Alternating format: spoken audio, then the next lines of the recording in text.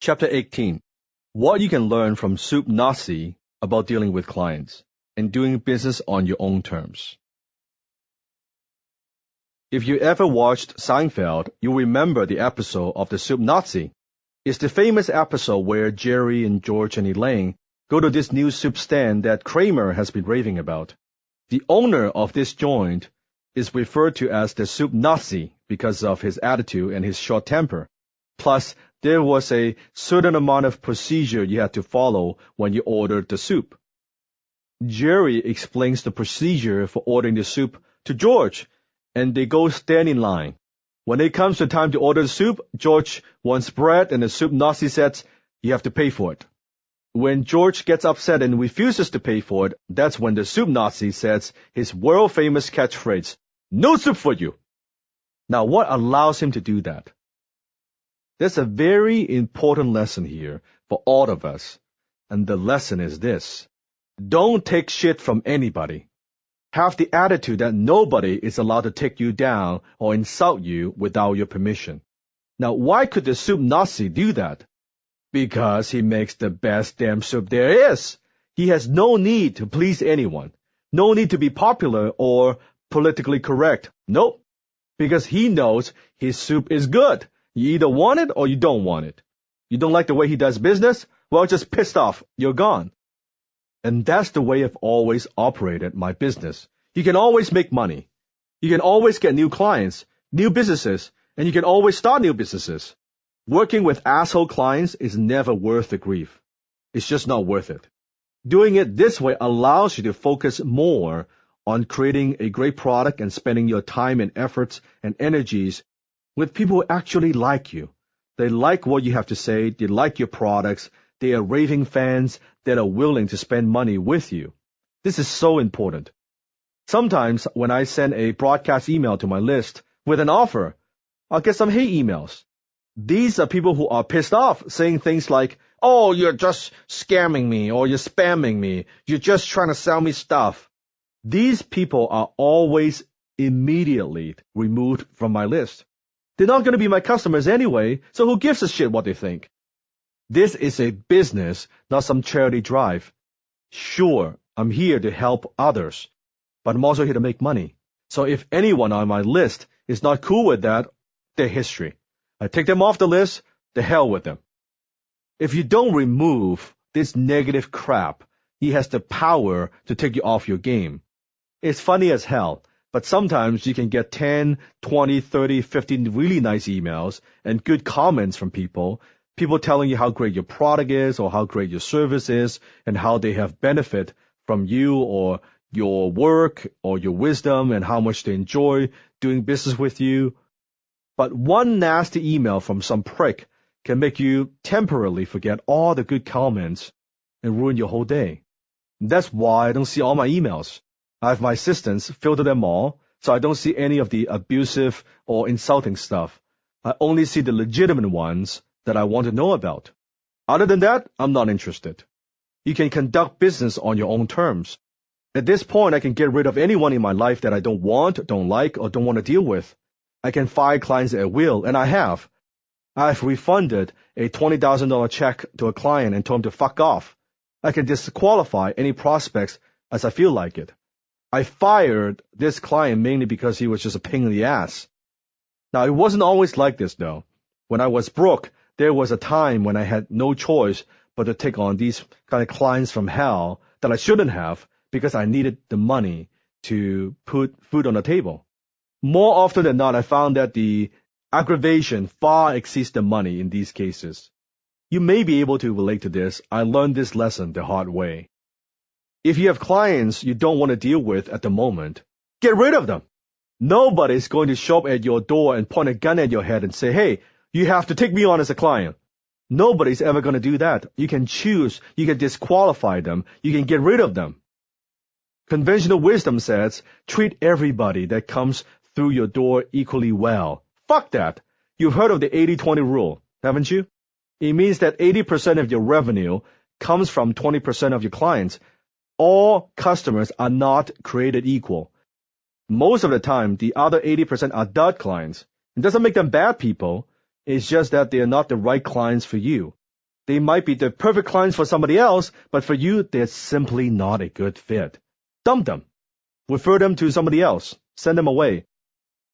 Dud clients cost you more money and energy long term, and chances are good that you only deal with them because you want their money. And when you do that, your integrity has gone out the window. You're actually doing these clients a disservice by keeping them. You owe it to them and yourself to refer them to somebody else who could and would do the best work with them.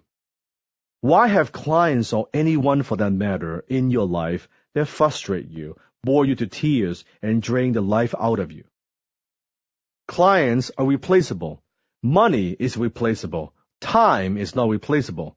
The seconds you used up listening to this program, you see that? That are gone forever. You can't get them back.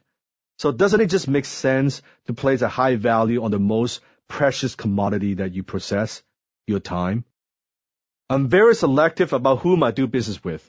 I have a zero-tolerance policy.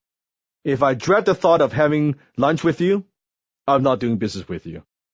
If you make me certain promises and you don't deliver, you're not doing business with me. If you're a negative or toxic person, I don't want you in my life. It's that simple. Let me give you an example. I offer a full-day coaching strategy session. I called it A Day with Dan, for which successful entrepreneurs fly in to see me from all over the world. We lock ourselves in a room from 9 a.m. to 5 p.m., and during this time, we will find the hidden opportunities and profits within the business. They can ask as many questions as they want and pick my brain. And basically for the day, I treat their business like mine. Consult with them or give them ideas on how to make a hell lot of money. By the end of the day, they'll walk away with step-by-step blueprint on how to take their business to the next level. Now, clients prepay me $20,000 a day for A Day with Dan. This is a business on my own terms. They come to me, I don't go to them. They fly to Vancouver to see me, and I'm paid $20K before I do the work, not after. Now, most people who have a job work the entire week, 2 weeks, or month, and then they get a paycheck. Heck, even most consultants work this way. They consult, then they send an invoice. A lot of times they have to chase the client to get the money. I don't do that. I'm a coach, I'm a mentor, I'm not a bill collector. I don't do that crap. I get paid before I do the work. And the funny thing is, I do A Day with Dan typically once a month, maybe sometimes twice a month if I feel like it. And I have a 3 to 6 months waiting list. One time, a very successful Chinese businessman wanted to hire me for A Day with Dan. You know those Chinese takeout restaurants you see in the food court? You know where they serve spring rolls and fried rice and sweet and sour pork? Well, he owns 15 of those restaurants. Anyway, he told me, I'm busy. So he asked me to fly and see him. Come on, Dan, I will make it worth your while, he said. I said no. He tried again. Dan, tell you what, I will pay for the flight, first class, and I'll put you in a nice 5-star hotel. You can come in for a day and take a look at my business. You can leave first thing in the morning the next day.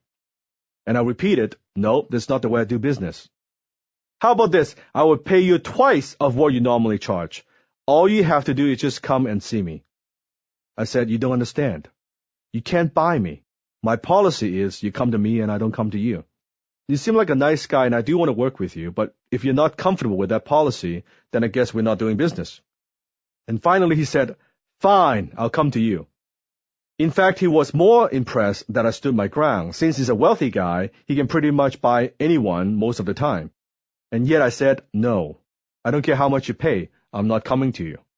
Ironically, one of the things he wanted to learn from me was how to do business on his own terms. And he turned out to be one of the best clients I've ever worked with. By the way, if you'd like to book a full day of coaching with me, simply go to my website, DANLOK, DANLOK.com, and let my assistant know that you want to book a day with me, as well as the details of your project and what you're looking for to get out of your day. Now, if you qualify, she'll get back to you with your choice of available days. Then once she receives your check, she'll send you an outline of what to expect for the day, which is 8 hours long, and details about hotels and a confirmation. I can conduct business the way I want to conduct business. I can say no to any deals or projects or people that I don't want to deal with. I'm free to work with whom I want because I don't need anybody's money. And when you don't need money, it comes to you faster, easier, and quicker than you ever thought possible. It's an interesting oxymoron. Why does this happen? It's because you're not needy. When you need money, you are needy. You know those times when you really like a girl and you get all hyped up and psyched up and emotionally attached? In other words, you become needy. You become so emotionally attached to the outcome. And then when you approach her and ask her out and you get rejected. Why? Because needy is creepy. If you were an attractive woman, would you want to date a wussy kind of needy man? I don't think so. Instead, when you're just being yourself, you're casual about it, and you don't take it too seriously, and then when you ask her out, what happens? Boom, you score. It's the same thing with money. When you don't need it, it comes to you faster and easier. FU money assignments. Question number 1. If money were no object, how would you run your business? Question number 2. What kind of clients would you want to work with? Question number 3. What would your new business policies be if you change them so you can get more money and more satisfaction? Chapter 19. The simple system that helps you master your time and take charge of your life. Your time, knowledge, and energy are your most valuable commodities. If you really think about it, it's all you have. Your time is your life. That's why I absolutely hate it when people waste my time. It's worse than stealing money from me. I can always make money, but I can never make more time. Customers are replaceable. Money is replaceable. The only thing you can't replace is time. The time you just spend listening to this program. It's gone. It can't be replaced or replenished. So it just seems so damn obvious to me that your top priority should be protecting the only asset you have that can't be replaced. Unfortunately, most people give more thought to where they're going to go for lunch than how they're going to protect their time. Here's the question you need to ask yourself and answer every single day. How do I protect my time and energy so that I'm only spending it on those things that would take me closer to my FU money? Now you might ask, what's this all got to do with making money, Dan? Are you kidding me? Everything. How you use your time ultimately determines how much money you make. See, time management doesn't exist. You can't manage time. You can't make it go faster or slower. You can't make time move forward or backward. And you can't make up for lost time. What you can do is manage yourself and how you choose to use the time that you have. The richest people in the world have the same amount of time as the poorest people in the world. We all get 24 hours a day, 168 hours a week, and 52 weeks a year. No more, no less. So time management is really self-management. So the question is not, can you better manage your time? Because you can't. The real question is, what do you focus on now? Do the actions that you take on a daily basis move you forward in the direction you want your life to move? Or do your actions move you away from your priorities? The second thing you have to know is how much your time is actually worth. I call that your magic number. The reason you're not making the kind of money that you want, and the reason you're not working the amount of hours you want, is because you have not made it to a point to continually increase the worth of your time. Do you understand how important this is? To make the kind of money that you really want in your business, you must continually increase the worth of your time. All time has value. The way you think about time and the way you think about yourself will affect everything that happens to you inside and outside your business for the rest of your life. And guess what? If you don't value your time, nobody else will. And why should they? Especially if you don't even know how much your time is worth. I'm always shocked at how many people don't have any idea what the value of their time is, or even how to increase the value of the time.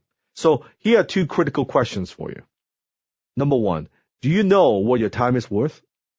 Number 2, do you know what your time needs to be worth to achieve your FU money targets? If you don't know what your time is worth now or what it needs to be worth to achieve your goals, then you can't make effective decisions on what activities you should be spending your time doing and what activities you should have others do for you. You see, rich people value time and poor people value stuff. So let's take a minute and figure out what the value of your time needs to be to get to where you want to be. So here's my assignment for you, and it's very simple. First question, what is the amount of money that you would like to make this year? Write this down. In this case, let's use $1 million. Let's say your FU money target is to make $1 million a year. Now, if that's too much, then use $100,000. If it's too little, you can use $2 or $10 million. Doesn't really matter.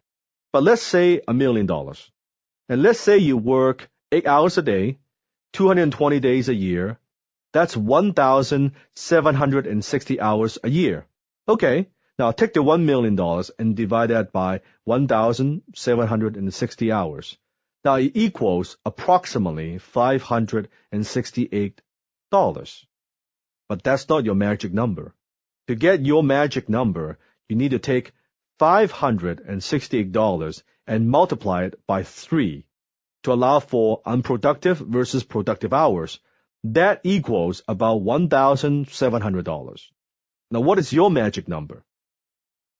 Now, why multiply by 3? Because I know you don't spend 8 hours a day working productively. Nobody does. Be honest with yourself. You're not productive all the time. I know I'm not. So to make $1 million a year, each of your hours has to be worth $1,700. That's your magic number. Now, why is the magic number important? Because you have to constantly ask yourself this question. Is what I'm doing right now worth $1,700 an hour? If the answer is no, it gets you to start thinking seriously about return on time invested. I call that ROTI. In other words, how are you investing your time and what's your return on that investment? This number helps you to quantify what the hell is going on in your life. Are you investing your hours well? Let's say you just spent an hour mowing your lawn.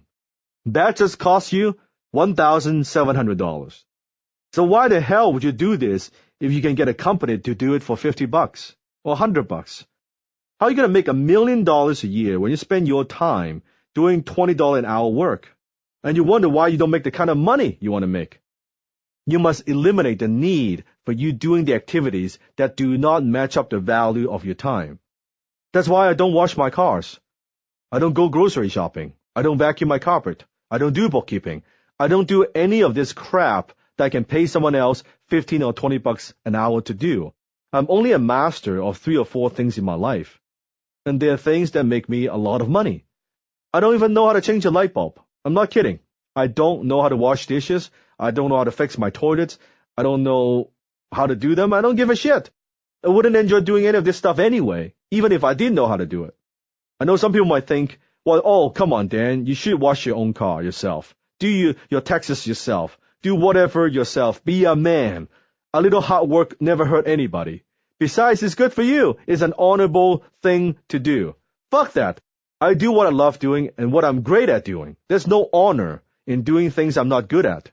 What's the point? Do you think you have a greater chance of going to heaven if you spend your life doing things you don't like? I don't. There's no honor, there's no joy, there's no payoff in this life or any other life for that matter, for which doing what I'm not good at, to which that I don't like. So, people who think I should do this stuff can kiss my ass. Let me give you another example. I don't know how to cook, nor do I have the desire to learn. If I did cook, I would probably suck at it anyway, so I wouldn't even enjoy eating what I created. So why work so hard to create a shitty meal that I wouldn't even want to eat? Instead, I have a chef named Judy who designs highly nutritious meals just for me. She does all the shopping and brings the groceries needed to prepare the meal to my home. Once a week, she prepares my meals using the highest quality and freshest ingredients available. When she's done cooking, my dinners are packaged and stored in my refrigerator and freezer. Then she cleans it all up, and I don't have to lift a finger.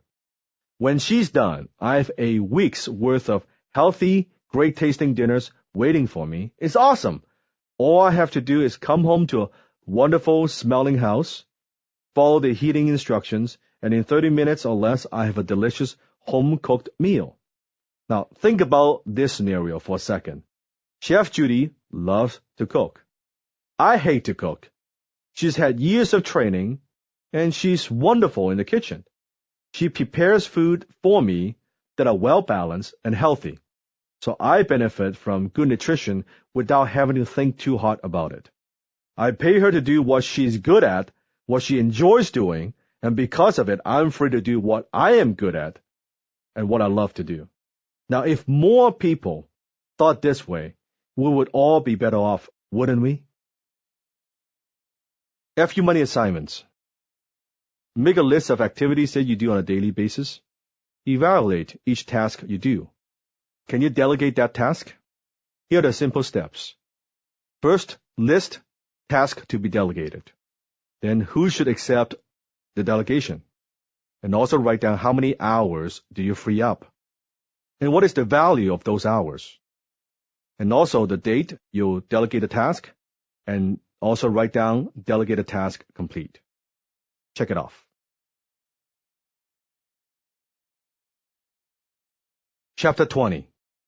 The amazingly simple technique that boosts your daily productivity. I don't work on Friday, Saturday, or Sunday, so basically I have a long weekend almost every weekend. Most of the time I work 3 or 4 days a week, unless I have an important project going on, when I may choose to work Friday as well.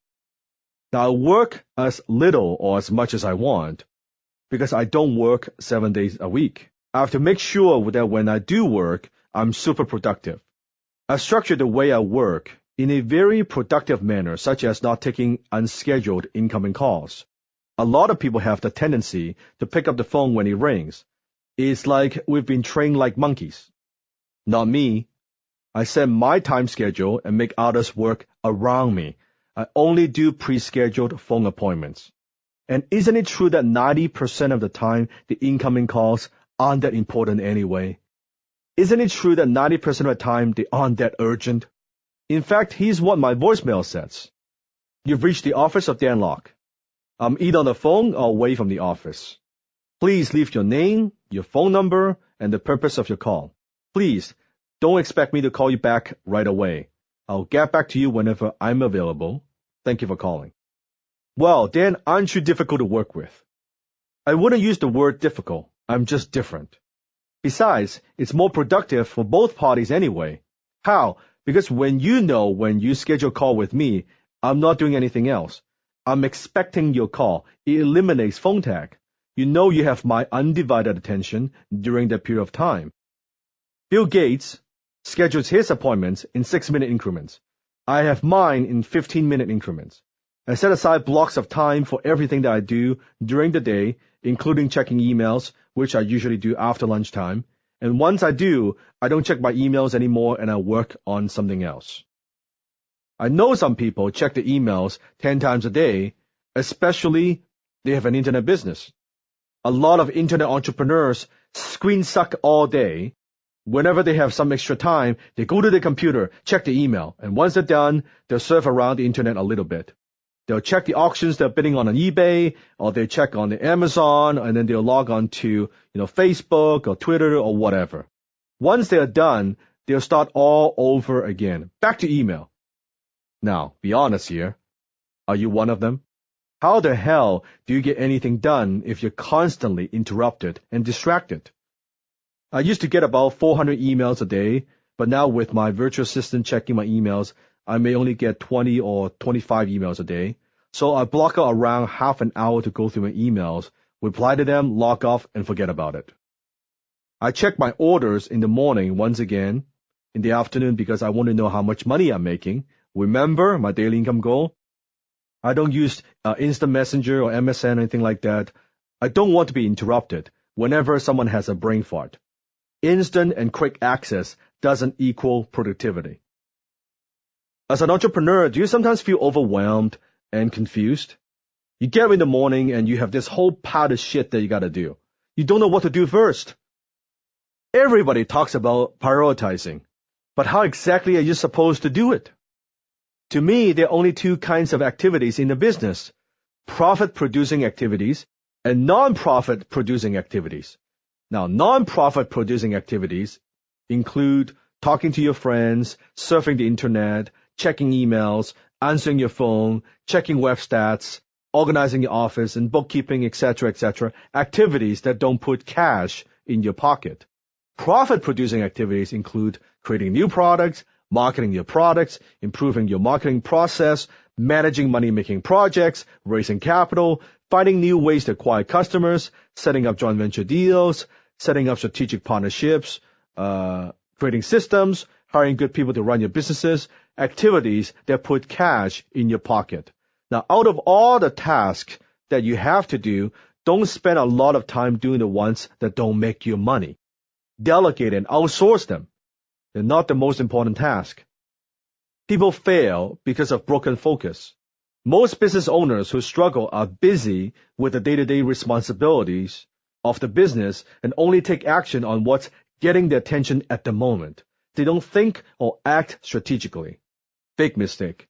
Why do people get distracted so easily? Because they don't know what they want. They get sidetracked. When you're very clear about what you want, when you're focused, it's like taking the sunlight that's beaming down to the earth and having a microscope in your hand.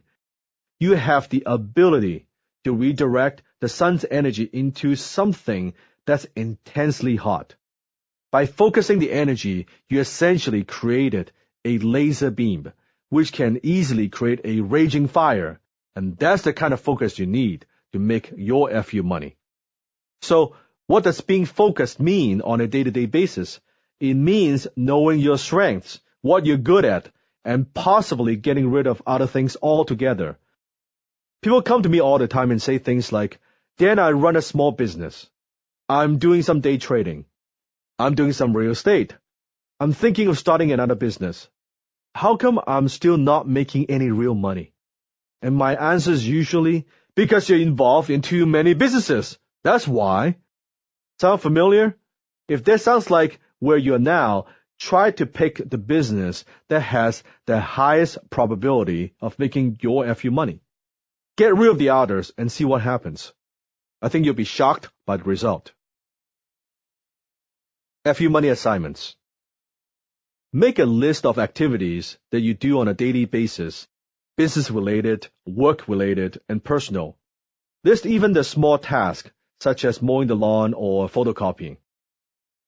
Next, identify the 5 activities from the list that generate the most income for you and your company. These are the activities on which you want to focus the most amount of time and energy on.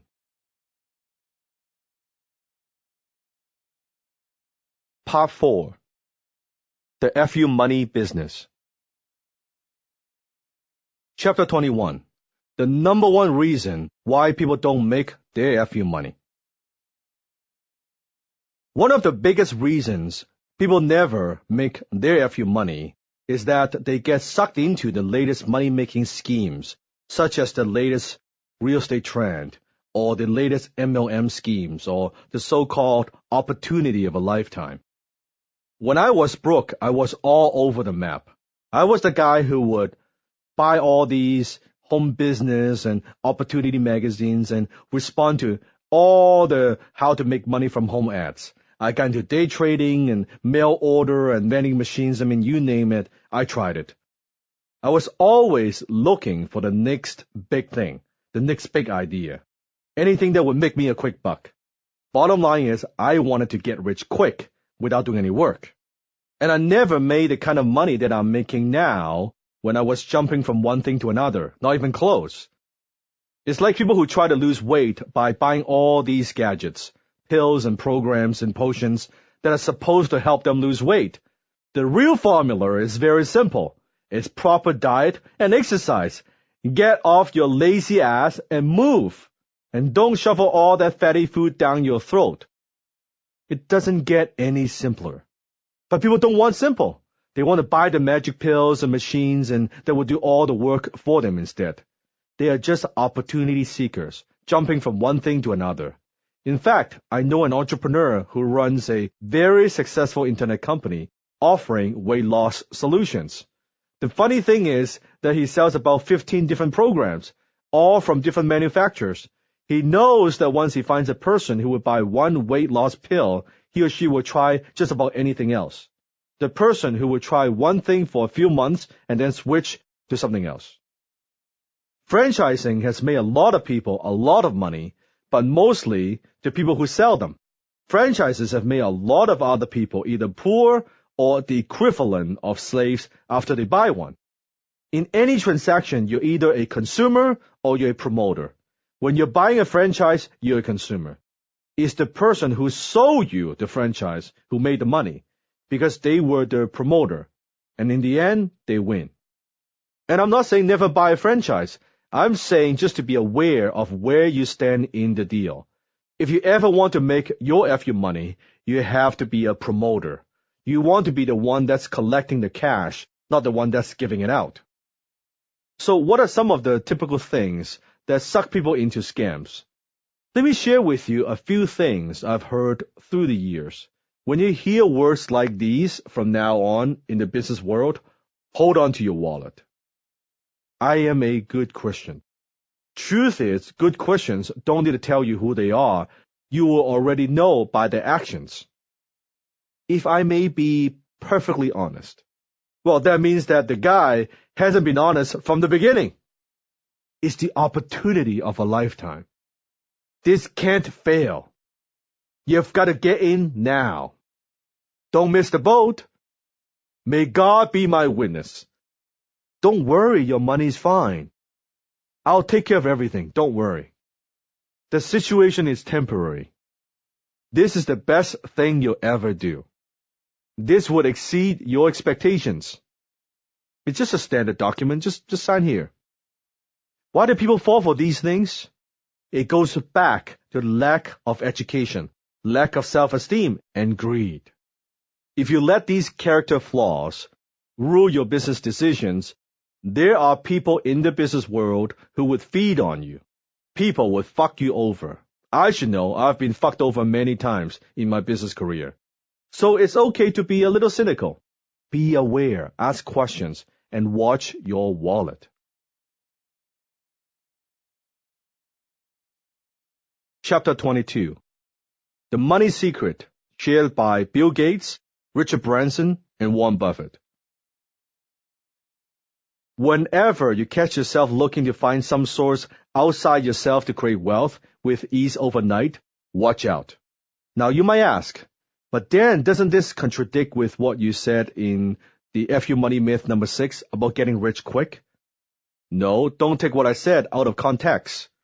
I'm not saying you can't get rich quick. You definitely can. I'm saying not to look for someone else to make you rich quick. Nobody can make you rich. Only you can make yourself rich. When you hear the message, we do all the work, you don't have to lift a finger, and voila, you make a gazillion dollars. Beware. It's just like one of those illegal MLM scams that have been around forever, where one person talks you into it by telling you that, hey, if you get in soon enough and sign up enough other people quickly, you'll make a fortune. It's a groundbreaking opportunity. Hold on to your wallet and run. Gambling is a good example. Gamblers gamble because they hope to win a lot of money without doing any work. Now, if you're the casino owner, they're smart. If you're the gambler, not so smart. So I sincerely hope you will stop being an opportunity seeker or just a wannabe who only dreams of FU money but doesn't want to put in the effort to get there. To make your FU money, you must be part of the equation. You can't make money without work, without risk. No luck is involved. No hot new thing is required. What is required is work, smart work. Look at the most successful people on the planet. Bill Gates, Richard Branson, Warren Buffett, Oprah Winfrey. There was never a hard money-making scheme involved up front. It was always the vision to create a business, deliver a lot of value to a lot of people, and solve a problem. That's what made them rich. So, who would you rather learn from? Oprah or some slick talking get-rich-quick schemer? Think about it. So what's the difference between an opportunity seeker and a FU money millionaire? Well, an opportunity seeker sees an opportunity arise and grabs it. These are people looking to make lots of money from the hot opportunity of the moment. Their only criteria is, can I make quick money doing this? For instance, today's nothing down real estate, tomorrow is mail order, the next day is day trading, and yesterday was some other hot concepts that's already forgotten. Opportunity seekers buy lots of products and courses about how to get rich quick, yet they use only a few of them. And the ones they do use get abandoned when the next so-called easy way to make money comes by. Their only question is, what is the easiest way for me to make money right now? Opportunity seekers have no strategy, hopping from one approach to another, and while they may have some income goals, they have no vision of the business they would need to create in order to achieve them. And since they don't have a clear vision, they can't follow a detailed plan to accomplish it. So they end up with the hope that this is going to be it, that this is finally their chance to make it big. They are especially prone to fall victim to the business-in-a-box type products that promise huge rewards with little or no effort. The FU money millionaire, on the other hand, is a different animal altogether. These people have a clear vision of what they want their business to become. The biggest opportunity is always inside their business, not the hot product everyone else is talking about this week. The FU money millionaire has an end in mind, a vision. These people know what the business is going to look like when it's done. They develop different alternatives for its accomplishment and choose the approach they think is most probable. The FU money millionaire understands what his strengths and weaknesses are, so he builds a business based on his strengths. The FU money millionaire also understands that a business is a financial vehicle to get them from point A to point B. She isn't emotionally attached to any one particular business. These people are mostly concerned about how the business will serve them. They continually ask, does this move me closer to my FU money? Is this what I really want? They build their business around their lifestyle preferences and always ask the question, how's my business going to serve me? Opportunity seekers versus FU money millionaire? The choice is yours. Chapter 23. The 9 characteristics of an ideal business. The U.S. government sends one of their agents to a Native American tribe to convince them to go to school and get jobs so the society will be better off. The agent figures out that he has to go top down and talk to the chief to get him on the program. If he can get the chief on board, then everyone else will follow. Chief will get you into great college or trade school, he says. We'll pay for it. Pick you up in the morning, drop you off, pick you up after school, and drop you back here. We'll get your tutor, make sure you get good grades, graduate, and get a good education. Chief asks, well, why would I want to do that? Well, because then we can get you a good job, and then you can work for a good company. The chief asks, well, why would I want that? Well, because then we can drive you to work and pick you up, and if necessary, and give you a nice suit to wear, and you can start working at a job and make a salary. The chief asks, well, but why would I want that? Well, because then you get a good job and work for a good solid company for 40 years, and you get to retire. The chief asks again, but why would I want that? Well, because then when you retire, you can do whatever you want for the rest of your life. You can sleep if you want, you can hunt, you can fish. The chief says, but I'm doing that right now. You see, it's one thing to make money, it's another thing to make money and operate on your own terms. They are two very different things. If you ever intend to make your FU money, you must first put yourself in a position to do so. If you're going to spend your time doing something that has absolutely zero chance of making your FU money, what is the only outcome? You're not going to make it. Now, unfortunately, that's exactly what most people do when they get into business for themselves. Look at the kind of businesses they get into. They buy expensive franchises. They open a restaurant. They become a manufacturer. They open a retail store. They invest a lot of money, time, and effort, taking unnecessary risk, and piling on grief so that they can go and make a little bit of money, swapping hours for dollars. Why? Because they think that's the way they're supposed to do it. They were not taught any different. Since they're in control, they think that's the path to FU money, when all they have really done is swapped one job for another, one crazy boss for another. It's stupid. You have to start with the right vehicle. You see, there are only 3 reasons to be in any business, in order of priority. Number 1, cash now. You want to make money now, not in 3 years, not 5 years from now, and not hopefully when you cash out at some undetermined time in the future. Now. Number 2, cash monthly. It's critical to have cash flow coming in on a consistent basis to pay your bills and live comfortably. Number 3, cash in the future.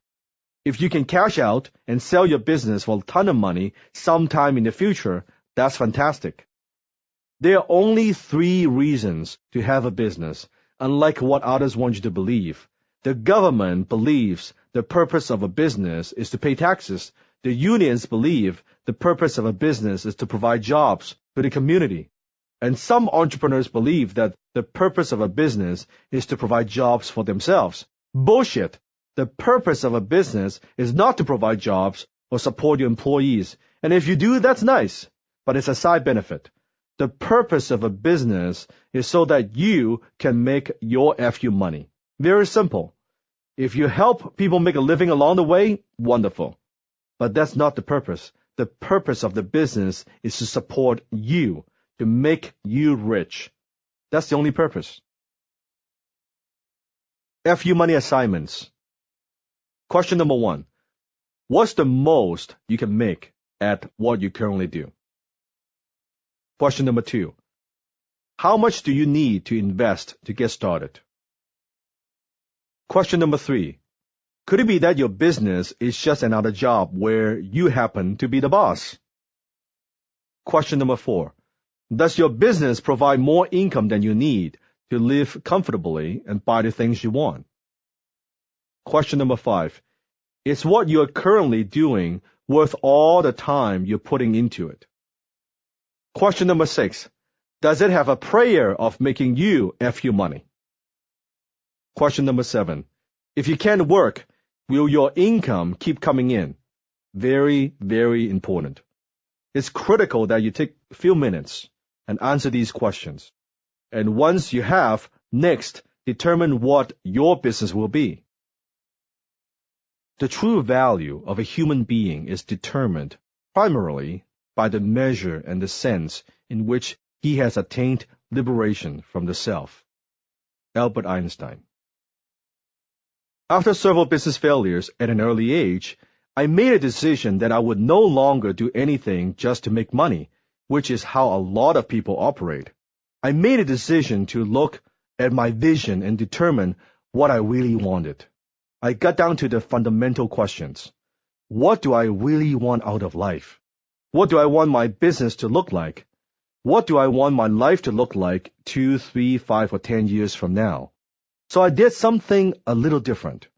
I locked myself in a room and took out a pen and a notepad, and I wrote down exactly what I wanted for my life. I wrote out every detail of what I wanted for my business, how I wanted my business to serve me, besides just providing me with money. It wasn't, how can I make a quick buck doing this? It wasn't, what do other people want from me? It wasn't, an idea that someone else had sold me as what I really want. It is what does DANLOK really want. I decided that I was going to figure out exactly what my perfect lifestyle looks like. And then I built my business around my lifestyle preferences. So that way I wouldn't get sucked into the latest money-making schemes, stuff that would get me sidetracked. Because I would now have clarity. Now, what follows are the 9 characteristics that you should look for when choosing your next business idea or opportunity. Characteristic number 1. Do what you love. What are you interested in? What are you passionate about? What subject or topic do you have a lot of knowledge about? What are people always coming to you for advice about? You should pick a business where you at least have some interest versus something you have absolutely no interest in. If you do something just for the sake of making money, that's okay, but it's short-sighted. Sure, you make some money, but honestly, life is too short. There's so many things to do to make money, so many opportunities in the world. Why not do something that you love? I love what I do, and I'm damn good at what I do. Any aspect of my work that I don't love, that I'm not good at, is done by others. By doing it this way, I've set up my business in such a way that I never get bored. That's one of the reasons why I keep working, even though I've made enough money now that I could stop working altogether. Every day I get up, I can't wait to get to work. Now, a lot of people who live boring lives are downright jealous of me because they wish there's something this exciting in their lives. There's a saying you've probably heard of. I love this so much that I would do it for free. I think that's moronic. Here's what I want you to say instead. I love this so much, it's the only thing that I would do for money. Characteristic number 2, stable, growing long-term demand. Who told you that they want what you have to offer? What makes you think people would pay for it? The foundation of your business must include A, evidence that the marketplace wants to pay for what you're offering. B, evidence that they want to pay for that solution from you. C, strong evidence of the brilliance of your solution. Contrary to conventional wisdom, again, competition is good. It means there's money in the marketplace. Many people come to me and say, Dan, I've got this idea. Nobody's ever done this before. That's probably because nobody has made a fucking dime doing it. And I'm not saying you can't make a fortune with new ideas. Others have made very, very good money doing so. But remember, pioneers mostly just end up with arrows in their backs. That's why I personally prefer just to sell something people already buy. I don't have to convince them that they need my product. They already know that they need it. The question is just whom they're going to buy it from. Then my job is only to convince them that I deliver more value than the competitors, and therefore it would be in their best interest to buy from me. Characteristic number 3, be portable. Imagine working from a beach or from your holiday home in Brazil. With technology today, that dream can easily become a reality. A portable business means you can operate your business from anywhere, home, office, beach, or anywhere you want to live or visit. You can be in business anywhere and have access to the internet anytime you want. You may prefer the beach or being poolside. Heck, one of my students even works off his boat on a lake. I personally like to work from the comfort of my own home. I hate to get stuck in traffic. It drives me nuts. I can't stand it. So when I get up in the morning, it's a 2-second commute to my office. I grab a cup of green tea, I don't drink coffee, and I just start working. I can be in my pajamas, underwear, shorts, and t-shirt, whatever. In fact, I'm home so much that my neighbor thinks I'm a drug dealer. Can you imagine how much time you would free up if you didn't have to commute to work? Characteristic number 4, high profit margin. There are a million ways to make $1 million. One of them is to sell low profit margin items to tons of people, the mindset known as feed the masses and you're dying with the classes. Well, I say the hell with the masses, or even more, the hell with the low profit margins. There are some businesses that have 5, 10, or 20% profit margins, and people still get into those businesses, and that's perfectly fine. But you know what the problem is with low profit margins? There's no margin for errors. That's suicidal. There will always be errors. If you set yourself up in a low profit margin business, you're asking for trouble. It's a one-way ticket to bankruptcy court. A friend of mine bought a dollar store so he could be his own boss. It's always been his dream to own a retail store. The profit margin of a typical dollar store is 10%. That means when he sells something for $1, he gets to keep 10 cents. Later, the same friend told me, "You know, Dan, the two happiest moments of my life were the day I bought the dollar store and the day I sold it." See, succeeding in business is difficult enough. Why make it even harder on yourself by starting a low profit margin business? I like big profit margins. The bigger, the better. For me to even consider a business, the profit margin has to be at least 100% and up. So if I'm selling something for $200, I want to keep at least $100 for myself. Preferably it's 200, 500% or even more. Otherwise, I wouldn't get into that business. Characteristic number 5, scalability. A business must have the potential to grow fast by adding additional streams of income. I must be able to sell additional products and services to existing customers as opposed to being a one-time sell business. I simply will not get into a business if there isn't a potential for big or back-end profits. And ideally, you can scale a business using systems, technology, and outside vendors versus just hiring more employees. This way, not only it is easier to grow fast, but you can scale back down if sales revenue drops for a period. Otherwise, you'll be like those corporations that, when sales are low, you have to fire a bunch of people to scale down. Characteristic number 6, low startup cost. You must be able to start a business with a few $1,000s, not millions of dollars. If a business requires millions to get started, it means you have to go out there and raise capital. Not that raising capital is bad. It just means that to do so, you have to give away ownership and equity. Plus, it takes you much longer to recoup your investments. On the other hand, if you only spend $10,000 starting a business, you only have to make $10,000 in profits to get all your money back. After that, it's all gravy. Once your business grows to a certain point, you can bring in outside investors if you want. By that time, it's easier to raise capital, and you don't have to give away as much equity because you now have a proven business model. Characteristic number 7, requires little or no staff. Have you heard the saying, "You're only as strong as your weakest link"? I'm here to tell you that that's a big, fat lie. Here's the truth. If you spend your entire life working on your weaknesses, at the end of your life, you'll have a lot of strong weaknesses. If you want to make your FU money as quickly as possible, you have to focus on your strengths and outsource everything else. Now, I know my strengths, which are few, and I know my weaknesses, which are many.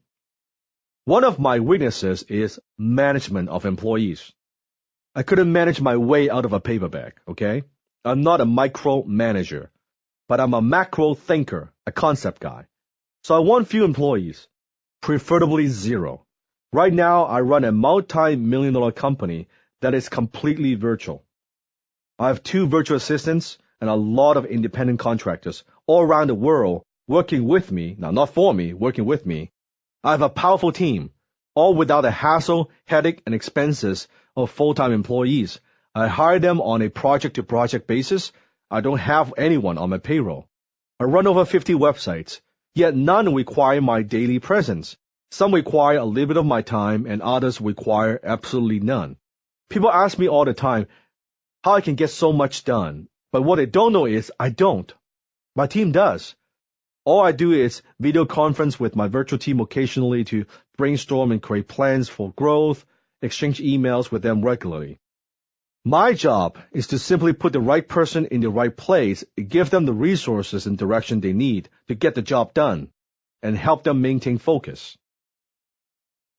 Characteristic number 8, low overhead. I prefer to keep money in my pocket versus paying everyone else and not myself. Even to this day, I keep my business lean and mean. Now, I could easily get a fancy office or hire some drop-dead gorgeous assistant, but I don't. Why? Because I prefer cash in one place, my pocket. Conventional wisdom says that you want to invest your profits back into your business. You know what? That's a load of crap. Lots of people take the profit from their business and sink it all back into the business. That's just dumb. Ask yourself this question. If you can't hold on to the money and invest it personally, what value would it be to your business when the business gets in a down cycle and it's not doing well at all? There are always ups and downs in business. If you don't think your business has a down cycle, you haven't been in business long enough. So think, if you put all your money and earnings back into your business and don't take any money out, then a downturn happens and your business goes broke. Where do you go for help? Think about it. You're broke too, since you didn't keep any of the money. Rather than reinvesting all your profit back into your business, my motto is suck your business dry like a vampire. Take money out all the way. Now, don't take me out of context here again. I'm not saying you have to take all your money out so you have no operating capital or cash flow. What I am saying is you take out as much cash as possible and leave just enough money in the business to keep it running. Also, as the owner of a business, you want to pay yourself first, not your employees, because I know some employers who pay the employees first before they pay themselves. Bad idea. If I'm not happy, then nobody's happy. So I want to make sure I get paid before everyone else. As a business owner, you need personal cash flow. You need to put cash in your pocket to feel like you're succeeding. Now you might be thinking, but Dan, I can't take money out. My business won't survive. If your business can't survive because you take some money out, you either need to fix it or you need to walk away from the business. If you're in a business that would normally be profitable, yet it's being mismanaged by you, well, then you suck. You got to fix it yourself. Perhaps you've compared your current business with the characteristics I've just shared with you in this chapter and come to the conclusion that you're in the wrong business to begin with. If that's the case, good. Because now you've realized that you're in a business that frankly sucks. So you can stop wasting your time. Again, life is too short. What's the point of keeping a business that can't even provide you more income than you need to live comfortably and buy the things you want? Characteristic number 9. Money coming in while you sleep. How can you ever have freedom if you're working in a business that requires you to be there every day? That's not freedom now, is it? Bottom line, if your income is determined by the number of hours you work, you'll never make your FU money. And you'll never have true freedom. You simply must have money that comes in while you sleep. What's crazy is that doctors and dentists study for 8, 10, 12 years in medical school and get heavily in debt just so they can swap hours for dollars for the rest of their lives. In essence, they fix teeth and write prescriptions all day to pay off their student debts. Now, I love my doctors, don't get me wrong, and I'm very grateful that I have them around when I need them. But to me, that's not a very exciting way to spend your life. Now, if you're a doctor or you're a dentist listening to this program, you know exactly what I'm talking about. If I were to ask a dentist or a doctor, let's say you've already made your FU money and you never have to work another day in your life, would you still keep doing what you're doing? Most of them would reply with no hesitation, nope, I would get the hell out of here. Getting in debt, studying for years so you can swap hours for dollars makes no fucking sense. I want a business that has the potential to make me a lot of money with minimum involvement from me once it's up and running. I have 2 hobbies. One is ballroom dancing. I do cha-cha and rumba and Latin dance, where I compete at an amateur level, not professionally. I also practice martial arts. I especially enjoy martial arts because it enhances my self-discipline and improves my physical health at the same time. Here's a great quote from Donnie Dush, host of Big Idea. It's nice to know that you can kick the ass of anyone at the table. What more do you need to know? That image of yourself extends to all areas of your professional and personal life. physical well-being says you're disciplined, you're a winner. I couldn't agree with Donnie more. That's why I'm a bit of a health nut myself. I don't drink, smoke, or do drugs. I'm big on exercising and working out, because that's how I stay healthy so I can enjoy life to the fullest. Besides, what good is it to be rich if you're so sick and tired that you can't enjoy your money? I like this old Spanish proverb: health, wealth, and the time to enjoy it. That's my motto. So these are the 9 characteristics of an ideal business. Now compare these defining features to your existing business. How many elements does your business have? How can you incorporate these elements into your current business? If you were to start all over again, would you buy your own business from you? If your answer is no, then the time to get out is now. You need to have a heart-to-heart talk with yourself and take inventory of what you really want in life and how you propose to get it. The only vehicle that I found that meets all these criteria is an internet-based business. The internet has brought me fame and fortune. I would not have made my FU money so fast without the internet. So if you haven't started a business yet, you should seriously consider starting an internet-based business now. Do it in your spare time if you have to. Once your internet business is generating twice as much income as your current job, then you can quit your current job if you want to. Or if you have the business, but it's not currently internet-based, you have 2 choices. 1, transition that business from offline to online as much as possible. Use the internet to streamline your operation, attract new customers, or outsource difficult and tedious tasks. Or 2, get out of the business you're in and start an internet-based business. It's that simple. Now, this may sound harsh, but again, let me remind you, if you ever intend to make your FU money, you must first put yourself in a position to do so.